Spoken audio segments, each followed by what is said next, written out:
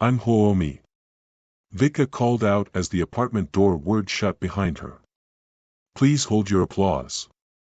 It was a long-standing joke between her and her roommate, a reference to the catchphrase of an old 3V show character.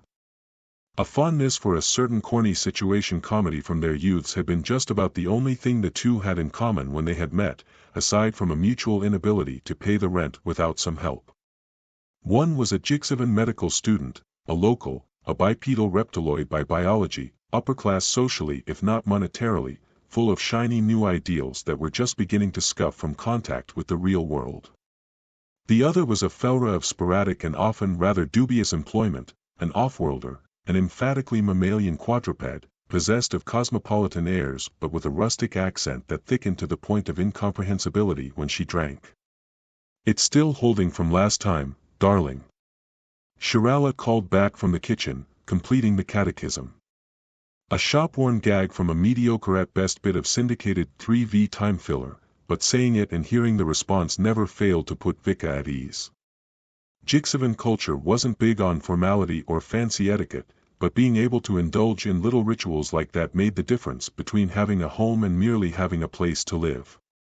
Vika was about to set some of her luggage down, her upper pair of arms weren't really made for holding heavy things for long, when Shirala came cantering in and relieved her of them. Say what you would about the Felra, she was at least a thoughtful person. Unlike a certain sibling who was nowhere in sight. Thanks. Just set them out of the way over there and I'll unpack later. Shirala leaned on the doorframe, crossing both sets of ankles. So, how was Bluehaven? You didn't party all week, did you? It was a research trip for school. I wasn't there to party. The beach was pretty awesome, though. Vika looked around curiously. So, I thought my sister would be here. She is. Shirala indicated the doorway to the apartment's den with a languid hand. Playing video games. Vika just shook her head. Of course. Little sisters, right? We don't get to choose our littermates, Shirala more or less agreed. If we could, I'd have opted for a stillborn over the one I have. Ari. Vika called into the other room. Are you not going to come greet your sister? I'm on a kill streak, a high, slightly manic-sounding voice called back. The Princess of Pawnage is holding court and heads are rolling.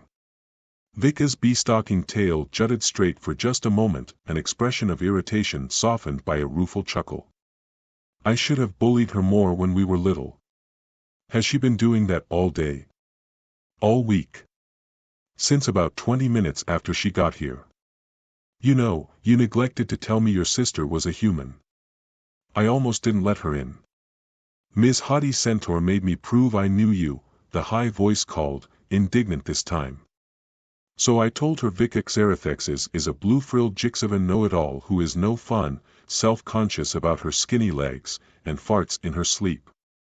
That did the trick. Vika's yellow-green facial scales went almost as blue as her head frill in the Jixivan equivalent of a blush. Definitely should have bullied her more, she muttered. Louder, to Shirala, yeah, I guess it slipped my mind. I'm so used to just thinking of Ari as my sister, I kind of mentally skip over the parts about us being different species and all. But then, we were both really young when my father married her mother. She gave a four-armed Jixivan shrug. She and Shirala had never talked much about families, Felra not being very big on the concept of relatives other than mom, who you should love and obey because she birthed you, and littermates, who you should tolerate and not compete or breed with. I really appreciate you letting her stay here while she's between situations. Situations was a good word. It neatly encapsulated a certain step-sibling's apparently never-ending stream of eclectic and poorly attended college studies alternating with periods of minimal-wage underemployment and the genteel homelessness known as couchsurfing. She hasn't been a bother, has she? I'm difficult to bother. That wasn't strictly an answer, but Vika didn't press her on it. Shirala was about as easygoing a roommate as you could ask for, always had her half of the rent money, and didn't tie up the bathroom, so Vika had no interest in rocking any boats. Vika's only real complaint with her was that having a Felra roommate meant you couldn't bring a guy over for the evening. Well, technically you could, as long as you didn't mind having your date ignore you like accuracy in a newsroom. Shirala's lips quirked a little. Not that she hasn't tried. Meaning what? That's better shown than told. Go greet your sister and all will be revealed. Vika shook her head and headed to the den. Shirala's moods often ran to the playfully cryptic. Vika hadn't met enough Felra to know if that was a cultural thing or if it was just her. She found her sister cross-legged on the floor, game controller in hand, blasting holographic mutants with some kind of rocket chainsaw nunchuck launcher and Arizona Penelope Xerathexes. Why the crap are you naked? Vika's utterly unclothed sister flicked her attention away from her game just long enough to send a meaningful and somewhat creepy glance at Shirala, who was watching from the doorway. Because subtlety was getting me nowhere, she grumbled. Shirala snorted charmingly, something only a Felra could pull off. Your behavior for the past week was only subtle when compared to this, Arizona. Vika sputtered for a moment as she tried to get her mouth to form words other than, put some damn clothes on, finally managing to spit out, have you spent the whole week sexually harassing my roommate? No, I have not. Arizona retorted defensively. Aside from trying to fuck your hot alien roommate, I've also played video games, taken a few naps, and emptied out your refrigerator. As Vika's jaw flopped open, Shirala let out a merry laugh. We should write that down. That might just be the most human sentence ever uttered. Vika's brain did a bit of panicked flip-flopping as it tried to prioritize and select what it should be most appalled about before finally settling on dealing with immediate problems first. Which meant, would you put some damn clothes on? Since that was a question, dude, the answer is no. I'm comfortable here. Well, we're not. Nobody wants to see your cooch, Ari. So don't look, pervert. In a flurry of holographic carnage, Arizona dispatched the last of the enemy mutants and jacked out of the game. She dropped the controller into her lap, obscuring if not concealing the offending genitalia. There. Happy now? Great, sighed Shirala. Now I'll have to disinfect that thing before I can play with it. Hey! Don't call my vagina that thing. I meant the controller. The thing I would actually enjoy playing with. Vika clamped her upper hands to her head as though trying to keep her brain from ejecting itself. Can we please stop discussing my sister's vagina? Please. You brought it up, Arizona pointed out. Because you're displaying it. You're showing naked human cooch to everybody. I thought you wanted to stop discussing it, Shirala said, expression carefully neutral. I did. I do. We are. Vika shook her head and looked back to her sister. Wait, why are you trying to get with Shirala anyway? I thought you were into guys. Arizona laughed and shook her own head, the gesture a near copy of her sister's. Dude, I'm straight but I'm not dead. Besides, if you were to look at the chart of all the sexual orientations in the galaxy, the one that shows what each one is into having sex with, you'd notice there's an asterisk beside every single entry. You look at the bottom of that chart, and you'll find a footnote down there that reads, and also Felra. Her eyes took on a crafty gleam. Come on, sis. Even you, who's never had anything up her holes but a metaphorical stick, must have at least thought about it. Vika jerked, just a little, guilty thoughts of a certain voluptuous and scandalously uncovered tale. She strangled that notion in the crib before it could grow up into a full-fledged idea. I have not. And we're not discussing my holes, either. She flopped onto the couch. Gods, sometimes I forget why I put up with you. Because you're the greatest big sister of all time and I love you more than life itself, Arizona said with flat, unadorned sincerity. Vika's face scales yellowed in the Jixavan equivalent of a smile. Yes I am. Good point. Arizona, still sitting, turned to face her and spread her arms. Give me a hug. Not while you're naked, you freak of nature. Vika stuck out a foot to keep her sister at bay. Go put some clothes on. No can do, sis. It's a matter of principle now. She thrust out her chest and sent a challenging stare at Shirala. The clothes stay off until she gives in and I get laid. I don't negotiate with terrorists, the Felra replied with a smirk. But I will point out that I have control of the apartment's air conditioning, and I am wearing a nice, warm dress. Arizona's eyes narrowed. Maybe. But Vika is semi-ectothermic. You wouldn't dare. Do it, Vika ordered. Freeze us. I'm prepared to sacrifice myself for the cause of getting my sister to be less of an idiot. Shirala raised the climate control remote, her expression solemn. Very noble, but I fear that cause is a doomed one. With a growl, Arizona lurched to her feet, hands on her hips, while Vika put up a hand to block out the sight. Fine. If a nude human body offends you guys so much. I have no problems with nude human bodies, Shirala interrupted. Just yours. Yeah. Well, I ought to. Ari, snapped Vika. Clothes. Now. Or I use the nuclear option. She held up her communicator, fingertip hovering over the icon labeled, conference call. All the blood drained from the human girl's face. You can't. That's not fair, Vika.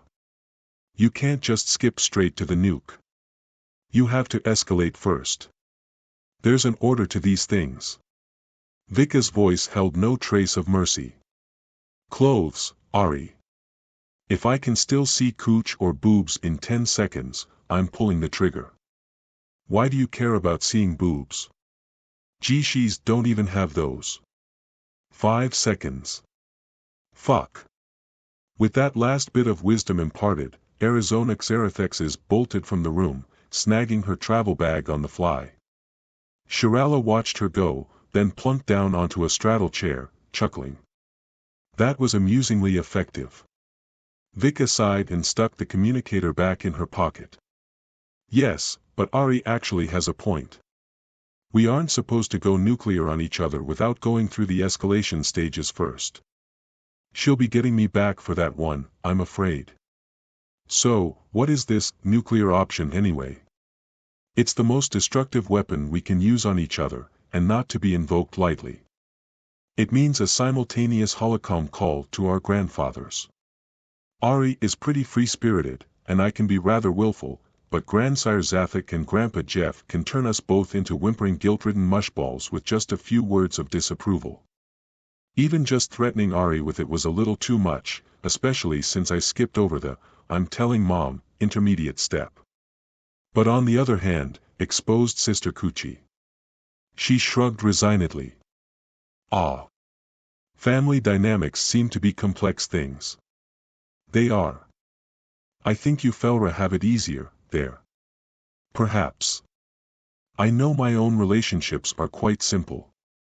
My mother and I are respectfully affectionate.